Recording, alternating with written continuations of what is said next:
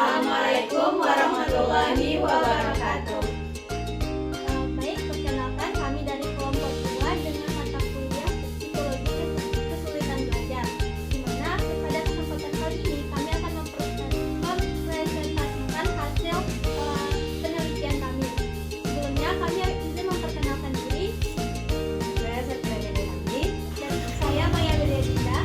saya Rani Srika, saya Dian Srika. Baik, untuk penjelasan pertama akan dijelaskan oleh Baik, saya Maya Wilyadinda. Di sini saya akan menjelaskan proses asesmen serta dalam membuat rencana dalam kelompok kami. Untuk pertama kali kami mendatangi sekolah yaitu SDN 12 Puhun Pintu Kabun, di mana kami menanyai kepada guru bahwa di sini apakah terdapat anak yang memiliki kesulitan dalam belajar.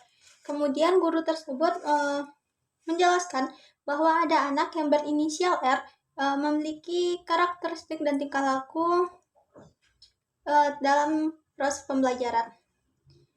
Setelah wawancara tersebut, kami meminta izin kepada guru untuk melakukan observasi kepada anak. Setelah melakukan asesmen awal tersebut dengan wawancara dan observasi, kami menduga anak tersebut conduct disorder. Selanjutnya kami melakukan bimbingan dengan dosen pengampu dengan melaporkan data yang kami dapatkan di lapangan. Dosen memberikan izin, kemudian kami juga langsung mengajukan surat izin penelitian kepada pihak kampus. Berikut identitas subjek yang kami lakukan kepada subjek tersebut. Identitas anak berinisial RAR dengan usia 9 tahun. Ia berjenis kelamin laki-laki. Ia lahir di Bukit Tinggi 11 November 2014. Pada saat ini subjek berada pada tingkat kelas 3 SDN 12 Puhun Pintu Kabun. Ayah subjek berinisial RA dengan usia 49 tahun dan bekerja sebagai pedagang. Selanjutnya ibu berinisial LW pada saat ini berusia 47 tahun, bekerja sebagai cleaning service. Kenapa kami menjadikan conduct disorder sebagai dugaan sementara kepada anak? Yaitu melihat data awal yang kami lakukan seperti beberapa karakter dan tingkah laku yang kami temukan terhadap anak, seperti anak melakukan kekerasan, melakukan pertengkaran dengan temannya, seperti memukul, menarik baju, bahkan menendang teman, lalu melakukan perusakan properti seperti menendang tempat sampah. Lalu kami juga pernah melakukan wawancara secara informal kepada teman subjek bahwa subjek pernah memecahkan kaca kelasnya. Untuk melakukan asesmen selanjutnya, kami membuat gantungan wawancara dan observasi yang diturunkan dari DSM-5. Menurut DSM-5, conduct disorder merupakan diagnosa yang biasanya diberikan kepada individu yang berusia di bawah 18 tahun, yang ditandai dengan perilaku yang melanggar hak orang lain. Gangguan perilaku ini biasa dikenal dengan kenakalan remaja. Menurut DSM-5, terdapat 11 karakteristik conduct disorder. Yang pertama yaitu pertengkaran fisik dengan orang lain, penggunaan senjata untuk menyakiti orang lain, melakukan kekerasan fisik kepada orang lain, melakukan kekerasan fisik kepada hewan, kemudian keterlibatan dalam kejahatan ekonomi kontradiktif, terlibat dalam kejahatan ekonomi non kontradiktif, melakukan tindakan seks paksa kepada orang lain, melakukan penghancuran harta benda atau properti dengan cara pembakaran, bahkan atau tidak dengan pembakaran. Selanjutnya mengabaikan jam sebelum usia 13 tahun, melakukan pembolosan sebelum usia 13 tahun, lalu kabur dari rumah setidaknya minimal 2 kali. Dengan karakteristik tersebut, kami menurunkannya menjadi indikator, kemudian membuat item-item dari indikator tersebut. Dalam proses pembuatan rencana dan melakukan asesmen, kami melakukan 2 kali bimbingan dengan dosen pengampu. Yang pertama yaitu melaporkan hasil data awal, kemudian membuat rancangan dan wawancara dan observasi. Mungkin sekian dari saya. Untuk penjelasan lebih lanjut akan dijelaskan oleh teman saya berikutnya. Baiklah, saya akan menjelaskan tentang pembahasan dari laporan hasil rancangan intervensi pada subjek R. Berdasarkan hasil observasi, R pernah melakukan serangan fisik terhadap orang lain, yaitu kakak kelasnya yang berada di sekolahnya yang lama. R juga pernah melakukan pertengkaran secara fisik di sekolahnya yang sekarang dengan teman sekelasnya. Bahkan R sampai memukul teman sekelasnya tersebut. Di sekolah, R juga pernah menendang tong sampah saat ia berjalan menuju ke WC. Sedangkan indikator perilaku lainnya tentang observasi tidak pernah dilakukan oleh R. Selanjutnya, hasil wawancara yang dilakukan kepada orang tua dan guru R. Pada indikator pertama tentang pertengkaran fisik kepada orang lain, R pernah melakukan pertengkaran secara fisik dengan kakak kelasnya dan teman sekelasnya. Hal ini biasanya terjadi karena teman-temannya tersebut sering membuli R. Oleh sebab itu, R akan marah saat teman-temannya membuli dirinya. Pada indikator kedua, tentang penggunaan senjata untuk menyakiti orang lain, R pernah menyakiti orang lain menggunakan sendal dan sepatu saja. Tidak pernah menggunakan senjata yang tajam seperti pisau dan gunting. Pada indikator ketiga, tentang kekerasan fisik terhadap orang lain, R tidak pernah melakukan hal tersebut. Hal ini dikatakan oleh ibu dan guru R. Selanjutnya, pada indikator keempat, tentang kekerasan fisik terhadap hewan, R juga tidak pernah melakukan hal tersebut. Pada indikator kelima, tentang keterlibatan dalam kejahatan ekonomi konfrontatif, R juga tidak pernah melakukan hal tersebut.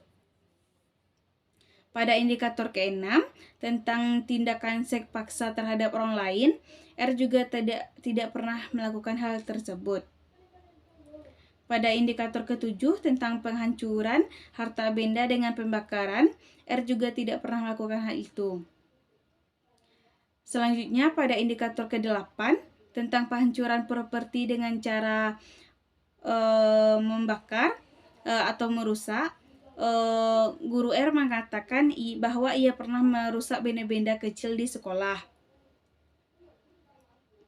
Hal ini dilakukan R karena ia merasa kesal dan sakit hati kepada teman-temannya yang sering mengolok-olok atau membuli R ini. Pada indikator ke-9, tentang keterlibatan dalam kejahatan ekonomi non-konfrontatif, R tidak pernah melakukan hal tersebut. Lalu pada indikator ke-10, tentang pencurian retail yang tidak bersifat konfrontatif, R juga tidak pernah melakukan hal tersebut. Pada indikator ke-11, tentang pengabaian jam malam sebelum usia 13 tahun, R tidak pernah melakukan hal tersebut. Ibu R mengatakan bahwa ia tidak pernah pulang larut malam. Tetapi ia kadang tidak patuh dengan aturan jam tidur. Biasanya hal ini terjadi karena R terlalu asik saat bermain handphone yang diberikan oleh orang tuanya, sehingga menyebabkan ia untuk susah atau sulit diajak tidur.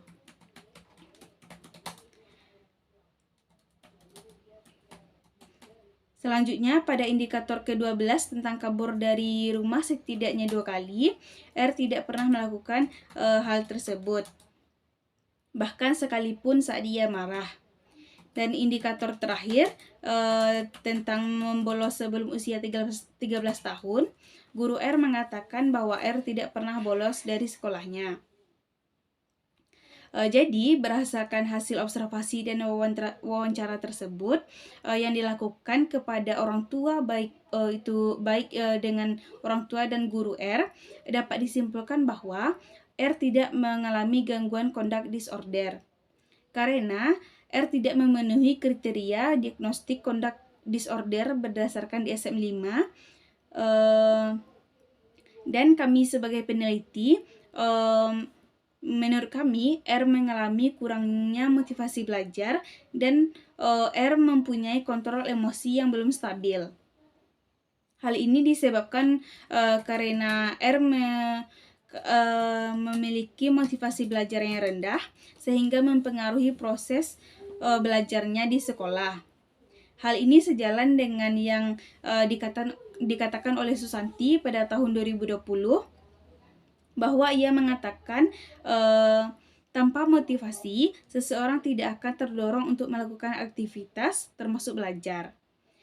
Sedangkan Rockman dan Karimah pada tahun 2018 mengatakan bahwa semakin tinggi motivasi siswa, semakin besar pula dorongan yang dimiliki siswa tersebut untuk belajar. Baiklah, sekian pembahasan saya dari laporan hasil rancangan intervensi pada subjek R. Terima kasih. Baiklah, saya Jihan Zahira Nurista akan menjelaskan mengenai rancangan intervensi yang dapat dilakukan terhadap subjek. Nah, yang pertama ada pelatihan self-regulated learning. Nah, pelatihan self-regulated learning ini terdiri dari 4 tahapan utama yang dirancang untuk meningkatkan motivasi dan kemandirian belajar peserta didik. Nah, berikut adalah ringkasan dan penjelasan dari setiap tahapannya. Nah, yang pertama, tahap 1 yaitu mengidentifikasi dan mengganti pikiran negatif dengan pikiran positif. Metode ini yang menerapkan 2 tahap. Yang pertama yaitu siswa menyiapkan buku catatan dengan 2 kolom. Kolom kiri untuk pikiran negatif dan kolom kanan untuk mengganti pikiran negatif tersebut menjadi pikiran positif. Nah, yang kedua, siswa diharapkan fokus pada pikiran positifnya dan menghindari pikiran negatifnya. Target dari tahapan ini yaitu peserta didik mampu mengidentifikasi pikiran negatif dan menggantinya dengan yang positif. Misalnya mengganti saya tidak pernah mendapatkan nilai bagus dengan saya yakin bisa mendapatkan nilai yang lebih baik. Nah, tahapan kedua yaitu manajemen waktu. Metode yang pertama itu siswa belajar membuat jadwal kegiatan harian dan mingguan serta buku perjanjian untuk berkomitmen pada jadwal tersebut.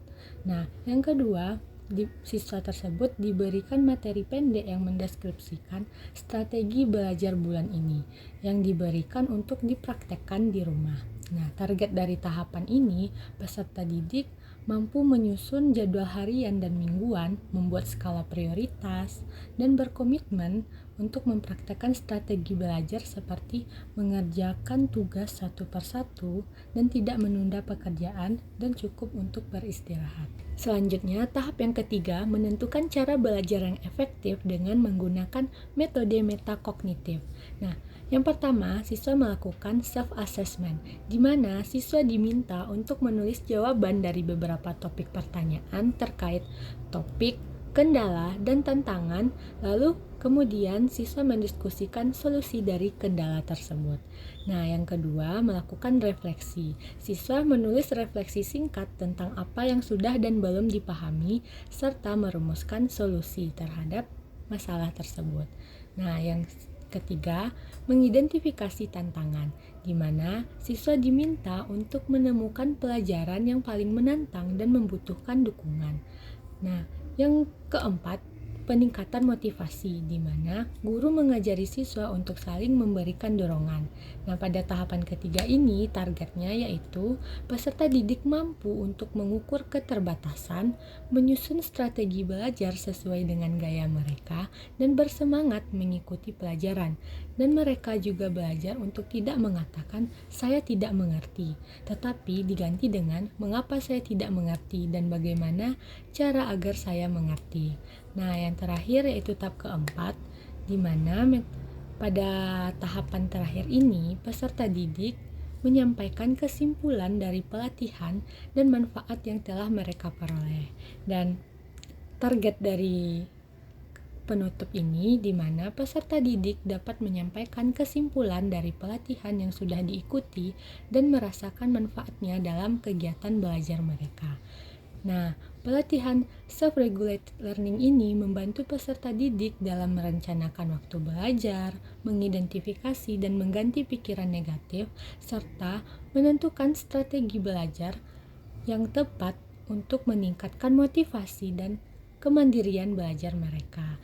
Nah, hal ini didukung oleh penelitian yang dilakukan oleh Mulyani pada tahun 2023 yang mengatakan bahwa pelatihan ini berdampak positif pada peningkatan motivasi belajar, kemampuan menyusun jadwal, dan juga membuat skala prioritas. Nah, itulah penjelasan singkat mengenai pelatihan self-regulated learning.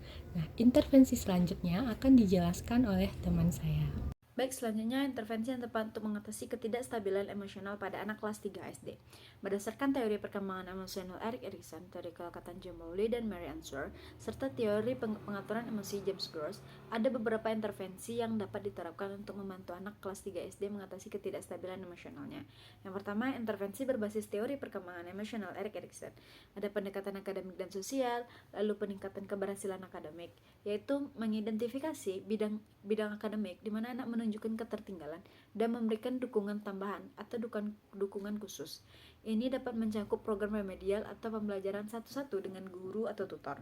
Lalu ada pembelajaran kooperatif, yaitu mendorong kegiatan belajar yang melibatkan kerjasama dan kolaborasi di antara siswa untuk membangun rasa keberhasilan dan kompetisi.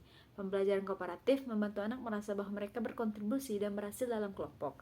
Yang kedua ada intervensi berbasis teori kelekatan John Bowlby dan Mary Ainsworth. Itu ada pendekatan pengasuhan dan kelekatan, pelatihan orang tua, yaitu mengadakan program pelatihan bagi orang tua untuk meningkatkan keterampilan mereka dalam memberikan dukungan emosional yang konsisten dan responsif. Orang tua diajarkan bagaimana membangun kelekatan yang aman melalui interaksi yang positif dan responsif. Lalu ada dukungan kelekatan di sekolah. Guru dan staf sekolah diberi pelatihan untuk menjadi figur yang mendukung emosional anak. Ini dapat mencakup pelatihan untuk mengenali tanda-tanda kelekatan tidak aman dan memberikan dukungan tambahan. Yang ketiga ada intervensi berbasis teori pengaturan emosi James Gross. Strategi pengaturan emosi pelatihan pengaturan emosi. Mengimplementasi program pelatihan yang mengajarkan anak teknik pengaturan emosi seperti penilaian kognitif, pengarahan perhatian, dan teknik relaksasi. Program ini dapat mencakup permainan peran dan stimulasi situasi untuk mempraktikkan strategi ini. Lalu juga menciptakan lingkungan kelas yang mendukung. Menciptakan lingkungan kelas yang mendukung dan responsif. Guru dapat mengubah dinamika kelas untuk mengurangi tekanan seperti memberikan tugas kelompok yang mendorong kerjasama daripada kompetisi, lalu menggunakan perhatian selektif dengan fokus pada aspek positif dari tugas untuk membantu anak-anak. Yang keempat ada intervensi berbasis lingkungan sekolah dan keluarga. Pendidikan emosional dan keterlibatan keluarga. Lalu program pendidikan emosional mengintegrasikan kurikulum yang mengajarkan keterampilan pengaturan emosi di sekolah. Program ini mencakup latihan harian yang membantu anak-anak untuk belajar dan mempraktikkan teknik pengaturan emosi. Lalu ada keterlibatan keluarga. Keluarga dapat mengadakan kegiatan di sekolah yang memperkuat keterampilan pengaturan emosi. Kegiatan ini bisa berupa lokar karya, seminar, atau sesi konseling keluarga yang fokus pada pengembangan keterampilan emosional anak. Lalu juga ada program pelatihan pengaturan emosi di sekolah. Dapat membantu anak mengembangkan strategi yang efektif untuk mengelola respon emosional mereka. Intervensi yang melibatkan pelatihan orang tua dalam memberikan dukungan emosional yang konsisten dapat meningkatkan kelekatan aman dan kemampuan regulasi emosi pada anak. Lalu selanjutnya, kesimpulan dan saran. Kesimpulan menurut DSM 5, conduct disorder merupakan diagnosis yang biasanya diberikan kepada individu di bawah usia 18 tahun dengan ditandai perilaku yang terbiasa melanggar hak orang lain dan tidak akan menyesuaikan perilakunya dengan hukum atau norma yang sosial yang sesuai dengan usianya. Gangguan perilaku juga dapat digambarkan sebagai kenakalan remaja. Dalam penelitian ini, subjek memenuhi dua kriteria dari 13 kriteria keseluruhan pada kesulitan belajar conduct disorder. Menurut DSM 5, untuk mendiagnosis seseorang dengan conduct disorder, minimal harus terpenuhi 3 dari 13 kriteria dalam kurun waktu 12 bulan terakhir, dengan setidaknya 1 kriteria terpenuhi dalam waktu 6 bulan terakhir. Berdasarkan hasil observasi dan wawancara, dipahami bahwa dugaan atau diagnosis sementara pada subjek tidak mengalami conduct disorder, tetapi R mengalami motivasi yang rendah dan emosional yang belum stabil. Oleh sebab itu, rancangan intervensi yang dapat dilakukan pada R yaitu melalui self-regular learning atau penilaian regulasi diri. Self-regular learning atau penilaian regulasi diri ini dapat membantu R untuk menumbuhkan dorongan belajarnya dan dapat membantu R dalam meregulasi emosinya. Saran bagi guru yaitu adalah guru diharapkan dapat menciptakan lingkungan belajar yang aman dan inklusif agar anak-anak merasa diterima dan dihargai, serta dapat merasa nyaman dan percaya diri. Penggunaan teknik-teknik pengaturan emosi seperti penilaian kognitif, pengarahan perhatian, dan teknik relaksasi perlu diajarkan untuk membantu siswa mengelola emosi mereka. Selain itu, guru juga diharapkan dapat memberikan dukungan akademik dan emosional kepada siswa yang membutuhkan, serta menerapkan pembelajaran kooperatif untuk meningkatkan rasa keberhasilan dan kompetensi siswa. Observasi terhadap tanda-tanda ketidakstabilan emosional dan responsif terhadap kebutuhan emosional siswa menjadi penting dengan memberikan bantuan sesuai kebutuhan, seperti memberikan waktu istirahat atau konseling singkat. Diharapkan kepada guru untuk dapat menggunakan paparan rancangan intervensi untuk meningkatkan motivasi dan regulasi emosi pada siswa. Lalu saran untuk orang tuanya adalah orang tua diharapkan dapat menciptakan lingkungan yang mendukung di rumah, di mana anak merasa didengar, dihargai, dan diberi dukungan emosional yang konsisten. Meluangkan waktu berkualitas bersama anak untuk membangun hubungan kelekatan yang kuat juga sangat penting. Selain itu, orang tua perlu mengajarkan teknik-teknik pengaturan emosi kepada anak, seperti penilaian kognitif, pengarahan perhatian, dan teknik relaksasi, serta memberikan dukungan dalam menerapkan strategi-strategi tersebut. Dukungan dan pujian yang tulus atas usaha dan pencapaian anak akan membantu meningkatkan rasa percaya diri dan kompetisi mereka. Selain itu, orang tua juga diharapkan dapat membantu anak dalam mengatasi kesulitan belajar dengan memberikan bimbingan dan dukungan tambahan. Selanjutnya, saran untuk peneliti adalah penelitian selanjutnya dapat difokuskan pada pengembangan intervensi pengaturan emosi untuk anak pada kelas 3 SD dan penelitian lebih lanjut mengenai pengaruh lingkungan sekolah dan keluarga terhadap emosi anak. Diharapkan penelitian ini dapat memberikan pemahaman yang lebih baik tentang cara mengatasi ketidakstabilan emosional anak serta faktor yang mempengaruhinya guna mengembangkan intervensi yang lebih efektif. Baiklah, sekian penjelasan dari kelompok kami. Semoga dapat dimengerti dan kami mohon maaf atas segala kekurangan dari kelompok kami. Assalamualaikum warahmatullahi wabarakatuh.